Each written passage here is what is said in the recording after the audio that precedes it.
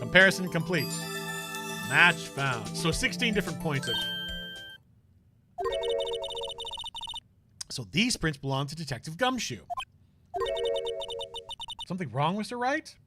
Not really. You gave me this so what look. I guess that's probably because I was thinking, so what? Okay, so we came up with nothing this time, but there's always next time. Sometimes you hit, sometimes you miss. You gotta roll with the punches, Mr. Wright. Thanks for the sympathy. Wait, if I remember correctly, there was one other handprint in this room. Let's check it out. Let's slide to the left. It's right over here. This is where we got a luminol fluid reaction, right? Right. There was a handprint here. Okay. Want to try using this? You betcha. There go I sparkling again. Yeah, leave it be. Nah, let's just leave it. We got this. We got this, fam. We don't need to be checking anything out. Okay, let's check for prints. That's the spirit. Oh, but I have to warn you about something first. What? The area with the blood was wiped away, right? We only ended up finding it using chemical means. Any prints in that area will have been wiped away too. Oh, right. So that means no prints. Would you say the probability of your hypothesis is high? Don't ask me. Anyway, we must try to find prints that weren't wiped away. Prints other than the one left by the bloody hand. Okay. So let's just try that one first, I guess. Can I not dust? Why for I not be able to dust? Is that because they just said that,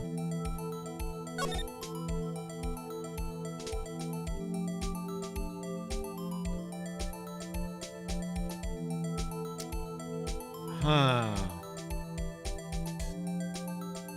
Or maybe we need to go back and, like, look at that. All right, let's go check for prints.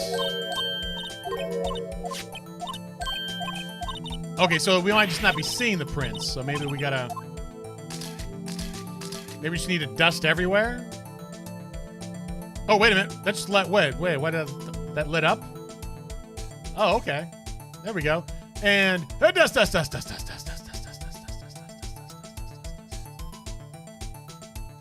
All right. I'm pressing the button as hard as I can. All right. We need to really go to town on this. One and done. That's what it's going to be. It's going to be one and done.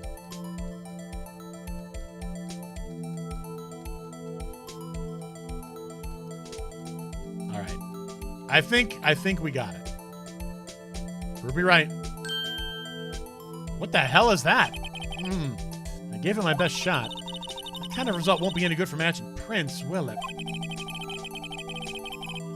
But it doesn't look like we'll get a clearer result from this print.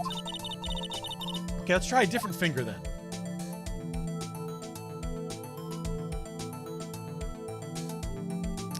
Maybe there. And... Dust. Look, guys, we're really detectives.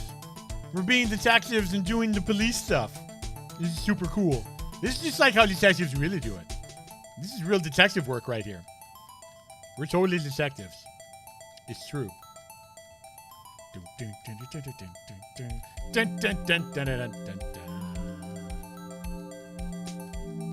All right. Ooh, that's a good one. I think we got a good one. All right, so we got to match this one on the left with this one on the right. Okay, so it's definitely not Damon Gant. It's not Miles. Ooh! It's Jake Marshall. Look at that. Look at that little swirl. I think we got ourselves a winner.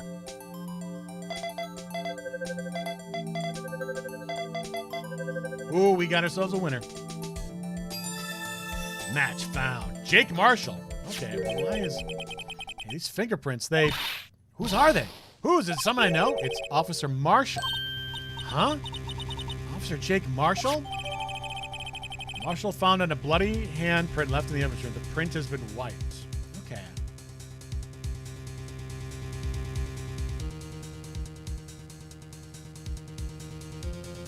Is there a conspiracy going on? Is it more than one person? Are there 2 culprits? Is that what's going on? That's got to be a coincidence. He's not involved in the crime. Also, if he's the security person for the evidence room, I mean, wouldn't it make sense that his fingerprints would be in the evidence room?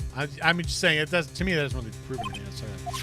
Emma, this is decisively different from Detective Gumshoe's prints. Luminal reaction. The blood and the fingerprints are in the same place. Okay, well, that's true, yeah.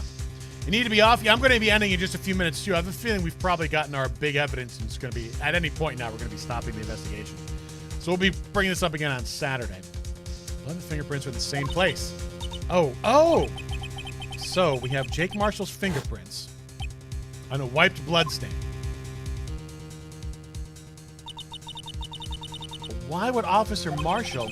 Looks like our investigation is finally turning up some results. I guess this is what you'd call decisive evidence. I don't believe it. Need to be help you solve the case? I hope so too, Zoe. Have a good one, Zoe. So let's save the progress, and we're going to stop right here. So, Zoe, you are not missing anything.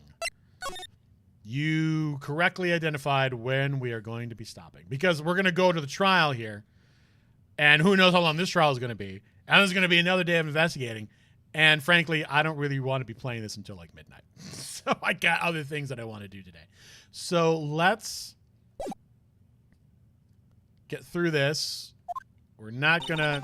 What did you think? I think we are going to go to the title screen. Once exits the game. Sounds like a plan? Yeah, I didn't quite realize that it was going to take this long. I thought we were actually going to wrap it up today, I'm not going to lie. So we're going to have to wrap it up next week. So I apologize for being a big liar. But, wow, I'm getting a really good beard. I decided to grow a beard. I was trying to grow a beard. It looked kind of good. Looks pretty decent. So anyway, we're going to continue this next week. I am going to give you a programming note, however. Thanksgiving week here in America, which is the fourth Thursday of November, which is November 26th, is Thanksgiving Day in America. It's a secular holiday. If you're unfamiliar, if you're not from America, Canada or whatever, basically it's just it's a holiday. Family gets together. We eat turkey and cranberry sauce and stuff, and basically we eat like a big meal, and then watch American football and fall asleep in front of the television. But anyway, it's a fun holiday. I am not going to be streaming on the 28th and 29th of November because I am flying up to Cleveland, Ohio to see my parents for Thanksgiving. Normally, I go to New York City. I've been doing that the past 2 years and really enjoying it. The problem is that right now, because of the global situation going on, in New York State, if you're from certain states here in America, and Florida is one of them, if you come to New York, you have to self-quarantine for 2 weeks before you can, go out and about. And frankly, I don't have that much vacation time. So instead of that, I am going to hang out with my family on Thanksgiving. So that's going to be a good time. But because I'm going to be hanging out there, and I'm not going to have my rig and everything, it's going to be down here in Orlando, and I'm going to be up in Cleveland. No streaming. No streaming. So we will pick it up again on December 5th, which by then we'll have definitely finished. I mean, we'll have definitely finished Phoenix Wright, I'm confident, by the 14th and 15th of November. Which is going to give us... let me take a look at something real quick. Now I got to look and see. When does Cyberpunk 2077 come out?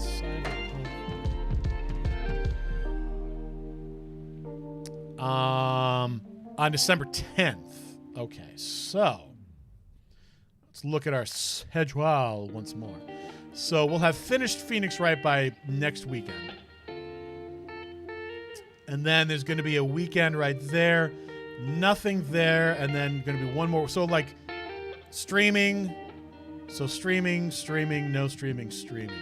So It might actually behoove us to do. It got delayed several times. It was supposed to come out in November, but now it's December 10th, which is a Thursday. So we'll play it on December 12th.